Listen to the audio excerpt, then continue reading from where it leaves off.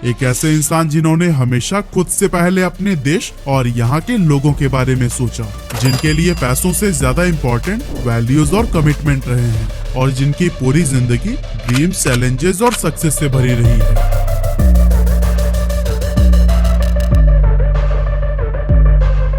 दोस्तों, कहते हैं कि हमारे देश में सिर्फ ऐसी कंपनियां हैं जो पैदा होने से लेकर मरने तक हमारे साथ रहेंगी। वही टाटा जिसकी गाड़ियों में हम ट्रेवल करते हैं, जिसके कपड़े पहनकर हम खुद को ब्रांडेड फील कराते हैं, जिसके नमक के बगैर खाना हमारे गले से नीचे नहीं उतरता और जिसकी चाय से हमारे दिन की शुरुआत होती है। और इस टाटा कंपनी को आसमान की बुलंदियों पर पहुंचाने में अगर किसी का सबसे बड़ा कंट्रीब्यूशन है तो वो है रतन टाटा जी का, जो आज किसी पहचान के मोहताज नहीं है।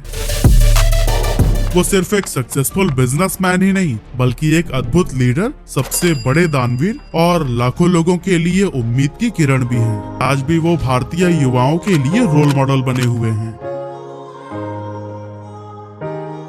एक ऐसे इंसान जिन्होंने हमेशा खुद से पहले अपने देश और यहाँ के लोगों के बारे में सोचा, जिनके लिए पैसों से ज्यादा इम्पोर्टेंट वैल्यूज और कमिटमेंट रहे हैं और जिनकी पूरी जिंदगी ड्रीम्स, चैलेंजेस और सक्सेस से भरी रही है। तो चलिए दोस्तों, आज हम बात करते हैं रतन टाटा जी की जिंदगी के उन किस्सों और लाइफ लेसन्स के बारे में जिसने न सिर्फ उन्हें सक्सेसफुल बनाया बल्कि अगर आप भी इन लाइफ लेसन्स को फॉलो करते हैं तो फिर सफलता आपके भी कदम चूमेगी।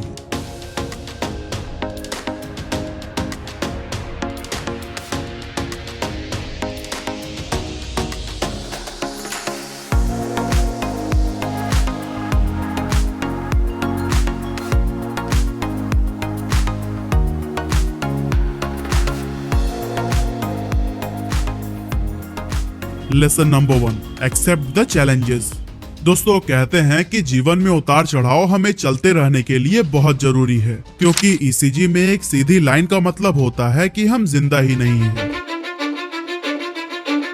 साल 1991 का वो समय था जब रतन टाटा जी को टाटा सन्स का चेयरमैन बनाया गया था और इसके कुछ साल के बाद 1998 में टाटा मोटर्स के द्वारा ही देश की पहली पैसेंजर कार टाटा इंडिका को लॉन्च किया गया था। ये कार रतन टाटा जी का ड्रीम प्रोजेक्ट कही जाती थी, जिस पर उन्होंने जी तोड़ मेहनत की थी। पर अफसोस, ये कार मार्केट में कुछ खास कमाल नहीं कर पाई और ये बुरी तरह से फेल साबित हुई,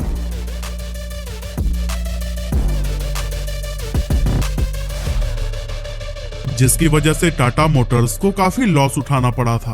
अब कंपनी को लॉस में जाता हुआ देख टाटा के फाइनेंशियल एडवाइजर्स और कुछ शेयर होल्डर्स रतन टाटा जी को अपनी कार प्रोडक्शन यूनिट बेचने की एडवाइस देते हैं।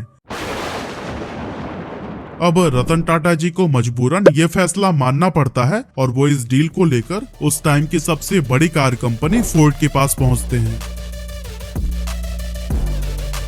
अब दोस्तों, फोर्ड ने उनकी डील में इंटरेस्ट तो दिखाया था, पर उस टाइम के फोर्ड के सीईओ बिल फोर्ड ने जाने अनजाने में रतन टाटा की इंसल्ट भी कर दी थी। बिल फोर्ड ने रतन टाटा जी से कहा कि जब आपको पैसेंजर कार के बिजनेस का नॉलेज ही नहीं है तो आपको इसे शुरू करना ही नहीं चाहिए था। चलिए कोई बात नहीं, हम आपका ये बिजनेस खरीदकर आप पर एहसान कर रहे हैं। अब रतन टाटा जी को बिल फोर्ड की ये बात बिल्कुल भी पसंद नहीं आई और वो बिल फोर्ड को बिना कोई सवाल का जवाब दिए डील कैंसिल करके इंडिया वापस लौट गए।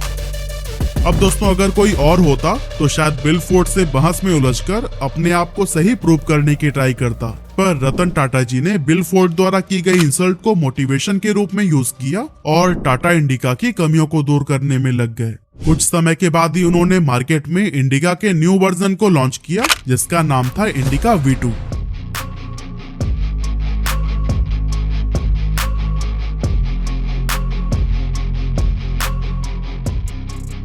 और शायद मुझे यहाँ बताने की जरूरत भी नहीं है कि टाटा इंडिका वर्जन 2 कितनी बड़ी हिट साबित हुई थी। अपनी पहले सक्सेस के बाद रतन टाटा जी लगातार टाटा मोटर्स को ग्रो करते रहे और अगले कुछ ही सालों में इसे दुनिया की टॉप कंपनीज के बीच लाकर खड़ा कर दिया। एक तरफ जहां टाटा सफलता के झंडे गाड़ते हुए आगे बढ़ रही थी, वहीं दूसरी तरफ साल 2008 आते आते फोर्ड कंपनी की हालत खराब हो गई और कंपनी दिवालिया होने की कगार पर आ खड़ी हुई। ऐसे में फोर्ड ने अपने 2 कार ब्रांड्स जैगुआर और लैंड रोवर को बेचने का डिसीजन लिया। और दोस्तों जैसे ही रतन टाटा जी को इस बात की खबर लगी, उन्होंने तुरंत ही फोर्ड से इन दोनों कार कंपनीज को खरीदने का फैसला कर लिया। रतन टाटा जी का ये फैसला काफी सरप्राइजिंग था, क्योंकि उस टाइम पूरी दुनिया मंदी की चपेट में थी और ऑटोमोबाइल इंडस्ट्री तो पूरी तरह से डूबने के कगार पर खड़ी थी। ऐसे में सबको लगने लगा कि बिल फोर्ड से बदला लेने के चक्कर में रतन टाटा जी ने एक गलत कदम उठा लिया है। लेकिन रतन टाटा जी ने तो ये फैसला एक लॉन्ग टर्म प्लान को सोच कर लिया था। एक्चुअली उस टाइम रतन टाटा जी लग्जरी कार्स के बिजनेस में भी एंट्री करने की सोच रहे थे और इस सिलसिले में जगुआर और लैंड रोवर जैसे आइकॉनिक लग्जरी ब्रांड्स को खरीदना उनके लिए एक तीर दो निशाने जैसा था। और इसीलिए जून 2008 में रतन टाटा जी ने फोर्ड से जगुआर और लैंड रोवर को $2.3 बिलियन में खरीद लिया था। कहा जाता है कि जब रतन टाटा और बिल फोर्ड के बीच ये डील हो रही थी, उस समय बिल फोर्ड ने रतन टाटा जी से वही बात दोहराई जो उन्होंने रतन टाटा को पहले भी कही थी, लेकिन इस बार उसमें थोड़े से चेंजेस थे। इस बार बिल फोर्ड के शब्द थे कि आप हमारी ये कंपनी खरीदकर हम पर एहसान कर रहे हैं। अब दोस्तों यहाँ रतन टाटा जी ने अपने इमोशंस को अपना मोटिवेशन बनाकर अपने अपमान का बदला ले लिया था। हर इंसान को रतन टाटा जी से सीख लेनी चाहिए। हमें भी अपने इमोशंस, गुस्से को मोटिवेशन की तरह यूज करना चाहिए ताकि हम भी सक्सेस को अचीव कर सके। रतन टाटा जी ने अपनी लाइफ में हमेशा से ही चैलेंजेस को एक्सेप्ट किया है और शांत रहकर मजबूती से उसका सामना किया है।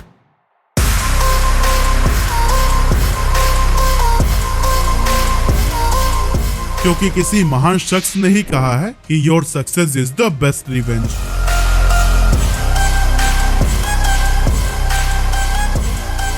Lesson number 2, believe in yourself. दोस्तों जब रतन टाटा जी ने फोर्ड की दोनों कंपनीज जगुआर और लैंड रोवर को खरीदने का डिसीजन लिया, उस समय उनके इस डिसीजन के विरोध में भी कई आवाजें उठी, क्योंकि लोगों का ऐसा मानना था कि एक इंडियन कंपनी लग्जरी कार्स के बिजनेस को नहीं चला सकती। अब साल 2000 में जब रतन टाटा जी ने टेटली नाम की ब्रिटिश टी कंपनी को खरीदने का डिसीजन लिया था, तब भी उन पर कई सारे सवाल उठाए गए थे। पर रतन टाटा जी को लोगों से ज्यादा अपने फैसले पर भरोसा था और उसी भरोसे के दम पर ही उन्होंने हर विरोधी को गलत साबित करके दिखाया।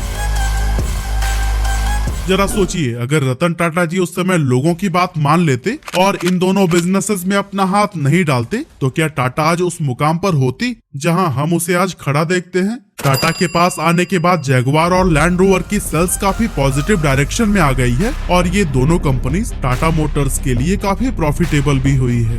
वहीं अगर बात टी कंपनी टेटली की करें, तो फिर 1990 में टेटली लिप्टन के बाद से वर्ल्ड का सेकंड लार्जेस्ट टी ब्रांड था, जबकि टाटा टी वर्ल्ड की लार्जेस्ट टी प्रोड्यूसिंग कंपनी थी। टी प्रोड्यूसिंग का मतलब चाय पत्ती बनाती तो थी, लेकिन उसे किसी ब्रांड के अंडर नहीं बेचा जाता था। ऐसे में रतन टाटा जी ने नोटिस किया कि पूरे भारत में 50 से ज्यादा टी गार्डन होने के बावजूद भी उनकी अपनी कोई पहचान नहीं है। और यही वजह थी कि जब टेटली के मालिकों ने अपने ब्रांड को बेचने का फैसला किया, तो फिर रतन टाटा जी ने तुरंत इस मौके का फायदा उठाया और 271 मिलियन यूरोज में टेटली को खरीद लिया। यह किसी भी इंडियन कंपनी के द्वारा किसी भी इंटरनेशनल ब्रांड का सबसे बड़ा एक्विजिशन था, जिसके साथ टाटा टी इंटरनेशनल लेवल पर न सिर्फ सेकेंड लार्जेस्ट टी कंपनी बनी, बल्कि ये यूनिलीवर और लॉरी जैसे ग्लोबल कंपनीज की भी आंख में आंख मिलाकर उनके साथ कंपटीशन में शामिल हो गई।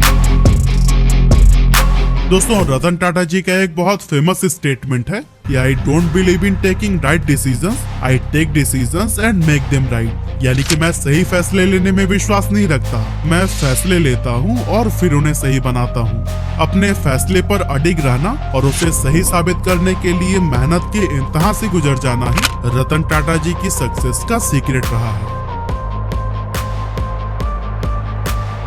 Lesson number 3, trust, values and commitment are more important than money. दोस्तों टाटा ग्रुप की स्थापना करने वाले जमशेदजी टाटा ने जिस तरह लोगों के बीच इस कंपनी के ट्रस्ट को बनाए रखा था, रतन टाटा जी ने भी उस लेगेसी को बखूबी बरकरार रखा है। रतन टाटा जी के लिए कंपनी की वैल्यूज और उसका कमिटमेंट हमेशा ही पैसों से ज्यादा इम्पोर्टेंट रहा है और यही चीज हमें साल 2016 में भी देखने को मिली, जब रतन टाटा जी ने साइरस मिस्त्री को टाटा सन्स के चेयरमैन के पद से हटा दिया था। हैरानी की बात तो ये थी कि ये वही साइरस मिस्त्री थे जिन्हें रतन टाटा जी ने खुद चेयरमैन बनाया था। साल 2012 में जब रतन टाटा ने टाटा सन्स के चेयरमैन की पोस्ट से रिटायरमेंट ली, तब उन्होंने साइरस मिस्त्री को बोर्ड का चेयरमैन बना दिया था। लेकिन चेयरमैन बनने के बाद साइरस टाटा के वैल्यूज और कमिटमेंट से ज्यादा प्रॉफिट पर फोकस करने लगे। अब शुरुआत में तो रतन टाटा जी ने साइरस की एक दो गलतियों को माफ किया, लेकिन जब यह गलती साइरस की लाइफ का पार्ट बन गई, तब रतन टाटा जी ने उनको कंपनी से बाहर का रास्ता दिखा दिया। अगर साइरस की सबसे बड़ी गलती की बात करें तो साल 2009 में एक जापानीज कंपनी एनटीटी डोकोमो ने टाटा टेली सर्विसेज के 26.5% शेयर 13,500 करोड़ रुपए में खरीदे थे। उस समय टाटा ग्रुप ने एनटीटी डोकोमो से ये वादा किया था कि वो जब चाहे तब इन शेयर्स को बेच सकते हैं, और अगर कोई बायर नहीं मिला तो फिर टाटा खुद उनके शेयर को खरीद लेगा और बदले में उन्हें उनके शेयर का मिनिमम 50% वैल्यू लौटा देगा। अब इस डील के कुछ सालों के बाद साइरस मिस्त्री को रतन टाटा टाटा सन्स का चेयरमैन बना देते हैं। हालांकि उस समय टेलीकॉम सेक्टर मंदी के दौर में था और टाटा डोकोमो भी लॉस में चल रहा था। समय के साथ लगातार बढ़ता हुआ लॉस को देखकर साल 2014 में एनटीटी डोकोमो ने यहां से एग्जिट करने का मन बना लिया था, और फिर एग्रीमेंट के अकॉर्डिंग उसने टाटा से उनके शेयर्स को वापस खरीदने की रिक्वेस्ट की। अब डील के अनुसार टाटा ग्रुप को एनटीटी डोकोमो के शेयर्स वापस लेने थे, पर इससे टाटा कंपनी को बहुत बड़ा लॉस हो रहा था, जिसे देखते हुए साइरस मिस्त्री पैसे वापस देने से इनकार कर देते हैं। अब डोकोमो को इस बात से काफी झटका लगता है, क्योंकि उन्होंने तो टाटा पर भरोसा करके उनके साथ इस डील को साइन किया था। ऐसे में डोकोमो ने इस बात से नाराज होकर टाटा के खिलाफ इंटरनेशनल कोर्ट में धोखाधड़ी का लीगल केस फाइल कर दिया। और दोस्तों, जब रतन टाटा जी तक यह बात पहुंची तब उन्हें बहुत बुरा लगा, क्योंकि उन्होंने जिस टाटा ग्रुप को ट्रस्ट और रेप्यूटेशन पर खड़ा किया था, साइरस मिस्त्री के इस एक फैसले से ही उसकी छवि पर दाग लग गया था। टाटा पर लगे इस दाग को हटाने के लिए रतन टाटा जी ने साइरस मिस्त्री को साल 2016 में टाटा ग्रुप के चेयरमैन की पोजीशन से हटवा दिया, और उन्हीं के ही कहने पर टाटा ग्रुप के द्वारा साल 2017 में डोकोमो को $1.27 बिलियन का पेमेंट भी किया गया। दोस्तों, रतन टाटा जी का मानना है कि एक बिजनेस हमेशा ही ट्रस्ट के ऊपर चलता रहा है, और अगर ट्रस्ट ही नहीं रहेगा तो वो बिजनेस लंबे समय तक नहीं चल पाएगा। इसीलिए कभी भी टेम्पररी प्रॉफिट के लिए अपनी वैल्यूज को नहीं भूलना चाहिए। Lesson number 4, business for philanthropy.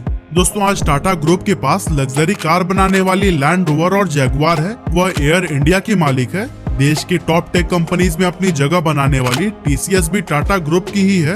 In fact चाहे नेट वर्थ की बात करें या फिर प्रॉफिट की, रतन टाटा जी का टाटा ग्रुप हमेशा मुकेश अंबानी के रिलायंस से आगे ही रही है। लेकिन ध्यान देने वाली बात यह है कि इतना सब कुछ होने के बाद भी आखिर क्यों रतन टाटा जी का नाम आज तक देश के सबसे अमीर बिजनेसमैन की लिस्ट में नहीं आया। हालांकि इस सवाल का जवाब एक इंटरव्यू में देते हुए रतन टाटा जी कहते हैं कि मुकेश अंबानी एक बिजनेसमैन है और मैं एक इंडस्ट्रियलिस्ट हूँ। एक बिजनेसमैन होने के नाते अंबानी चाहते हैं कि इंडियन इकोनॉमी सुपर पावर बने, और एक इंडस्ट्रियलिस्ट होने के नाते मैं चाहता हूँ कि भारत में कोई भी गरीब न रहे और मेरे देश में भुखमरी से किसी की मौत न हो। दोस्तों, रतन टाटा जी का ये जवाब उनकी मानसिकता और दरियादिली को दिखाता है।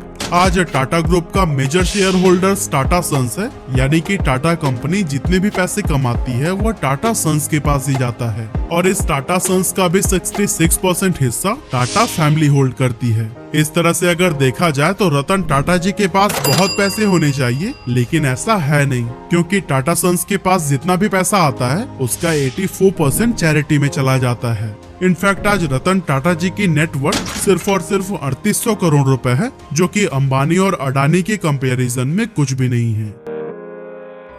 अब 26/11 इंसिडेंट का वो दिन तो आपको याद ही होगा, जब मुंबई के ताज पैलेस होटल में आतंकवादियों ने कई सारे निर्दोष लोगों को मार दिया था। उस समय रतन टाटा जी ताज होटल्स ग्रुप की कंपनी इंडियन होटल्स के चेयरमैन हुआ करते थे। इस दर्दनाक घटना की खबर लगते ही रतन टाटा तुरंत होटल पहुंच जाते हैं और जान पर खतरा होने के बावजूद खुद ही पूरे रेस्क्यू ऑपरेशन को लीड करते हैं। इनफैक्ट इस आतंकी घटना में घायल होने वाले सभी एम्प्लॉइज को रतन टाटा जी ने पूरी तरह से ठीक होने तक फुल सैलरी दी थी। साथ ही जो एम्प्लॉइज इस हमले में मारे गए थे उनके बच्चों की पढ़ाई का पूरा खर्चा उठाने की जिम्मेदारी भी रतन टाटा जी ने खुद अपने कंधों पर ले ली थी।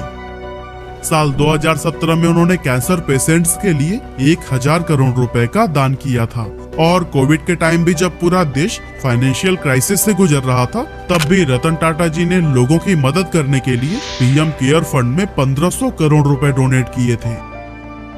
रतन टाटा जी का जीवन ऐसे ही अनेक परोपकारी कामों से भरा हुआ है, जिसकी वजह से उन्हें साल 2000 में पद्म भूषण और साल 2009 में पद्म विभूषण से भी सम्मानित किया जा चुका है।